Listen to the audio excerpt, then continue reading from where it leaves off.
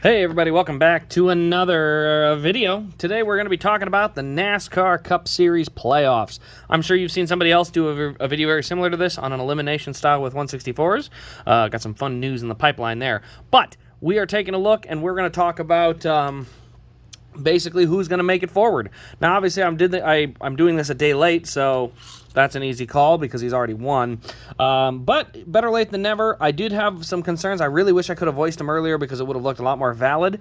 But now, unfortunately, it's a little late, so it's just going to look like I'm cheating a little bit, which it is what it is. So, yes, obviously Kyle Larson has moved on. I have these in order, in owner points going this way. That's why you'll see a 9 car here.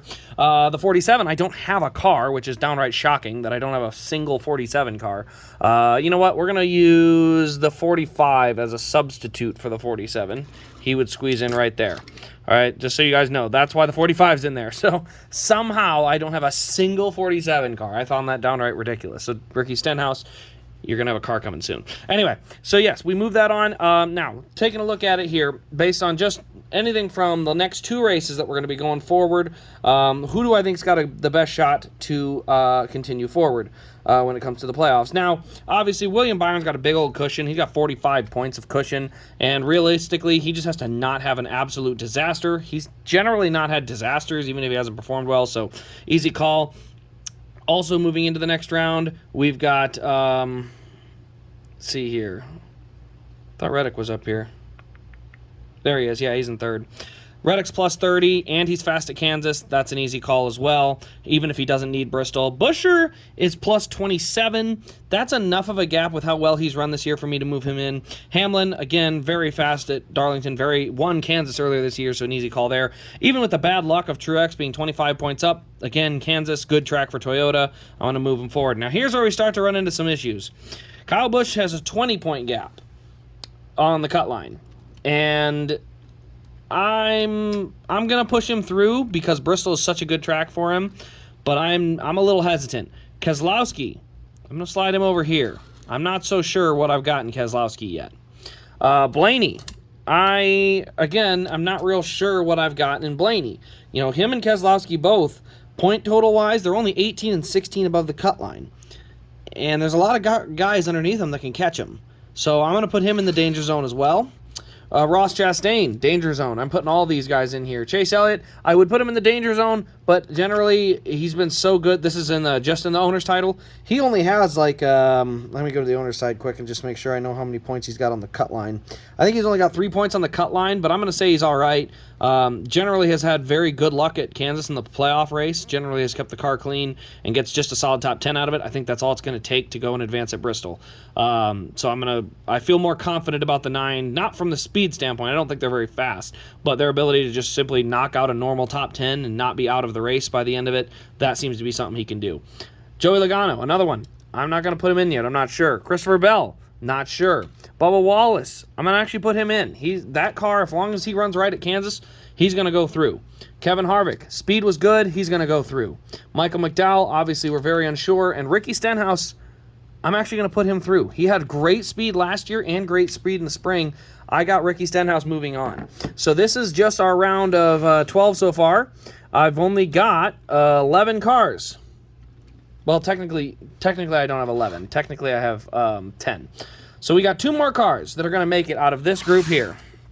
Now, Michael McDowell, I'm sorry, I think his season is over. I don't see it. The speed has not been there on these types of tracks. If he could get to round 2, I think he'd have a shot. He's really not in terrible shape. I mean, if he just keeps his nose clean, he might sneak his way through, but he needs others to have problems. He doesn't have the speed to score stage points. Maybe he'll make me bite those words, but so far we haven't seen that. So he's out. Another one that I'm not sure on, Christopher Bell. Now, Christopher Bell has had good speed at a lot of racetracks, but in case you guys forgot from last year, he got to the Final Four by winning. He was in position to be eliminated both of those races. He was out.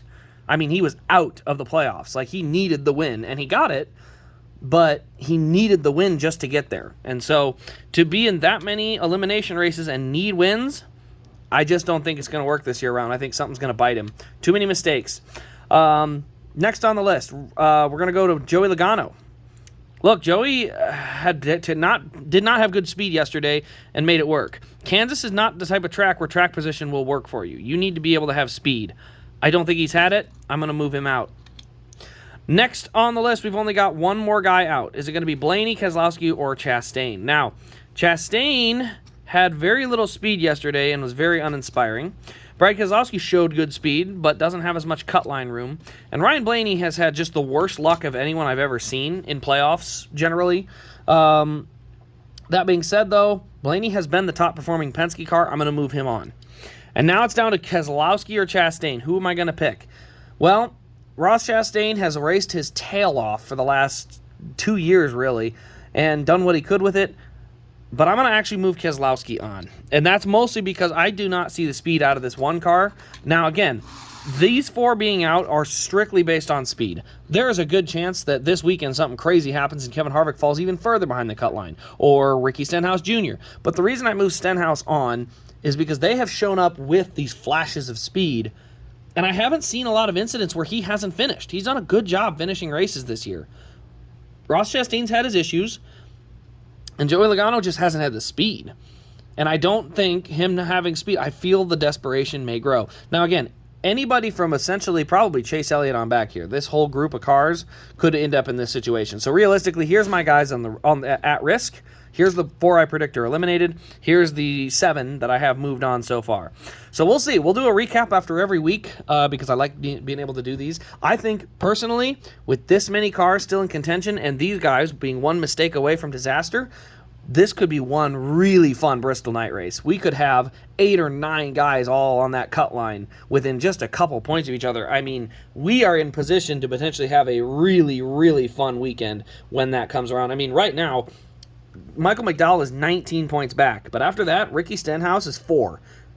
Harvick 2, Bubba 1, Christopher Bell 1 to the good, Logano 3 to the good, and then Chastain and Blaney have a little more gap to the good, but they are all right on that cut line, and I think we're in a position for a really fun time. There's nobody above Kyle Busch. Like, if you move him down, everyone else here is 20 plus above, and 20 points is not a lot. You know, you're one bad mistake in a race from losing those points, so definitely going to be fun. I can't wait to see. My current championship prediction, it's got to be, right now, it's Denny Hamlin. They're honestly, the cars are just fast. That being said, execution-wise, I'm going to pick Byron or Larson. I mean, I think William Byron could legitimately win a championship this year on his pit crew alone. And Darlington's a perfect example. He was gaining 5, 6, 4, 3 spots every pit road. I mean, he wasn't gaining 1 or 2 spots. He was gaining 2 to 5 spots every pit stop. And with that level of speed, and if he can qualify up front at Phoenix, he'll win every battle off pit road. They'll have to pass him all day. And I think that they're capable of doing that, and William Byron may be a champion this year. And it's really weird to say because I think William Byron is a little overrated right now. Now, again, great speed, but that pit crew is I kid you not, they are carrying the water. With the speed of that pit crew, you got to realize William Byron is a perfectly timed caution at Vegas from not having that win. Larson would have had it. Perfectly timed caution at Phoenix from Harvick having that win. He wouldn't have had that one either. Then you got to move into Atlanta. That's a super speedway. Okay, well, we're not really sure. It was also a rain out, so, you know, he had good speed that day, though, so let's not kid ourselves. He had good speed there. Watkins Glen, I mean, it's a road course where everybody all but eliminated themselves, and you couldn't pass. And he has one other win. I'm trying to remember where he got that other win at. 1, 2, 3, 4. I got 4 of 5. I'm missing one. Which one am I missing? I got Vegas. I got Phoenix. I'm missing a Byron win somewhere along the line. I got to remember if he got that other one on I don't want to say legitimate, because they're all wins. I'm just curious which one it was.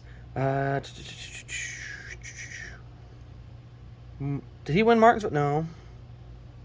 Darlington, that's right. And Darlington, that was the other win. That's the one where Chastain walled Larson right in front of him, and he just snuck his way to the lead. So, yeah, like, hats off to Byron. This honestly reminds me a lot of Elliott last year. The season looks really, really good, but realistically, you could flip back to a lot of races and say, wow, without a well-timed break at a specific moment, he doesn't have that win. Chase Elliott, Atlanta, he doesn't time that block well against LaJoie, he's wrecked, and he doesn't have that win. Nashville, if he doesn't get tires at the right caution and make a big move and get to the front of the field, he's probably stuck in third or fourth all day. Doesn't get that win. There's obviously, we could go back and say he should have had Watkins Glen if he doesn't get hit by his teammate, but, we can point that one out. Talladega. It's Talladega. I mean, let's face it. Anyone could win those races. It is such a crapshoot. Good job on winning it, but that's not one of those dominant factor kind of things.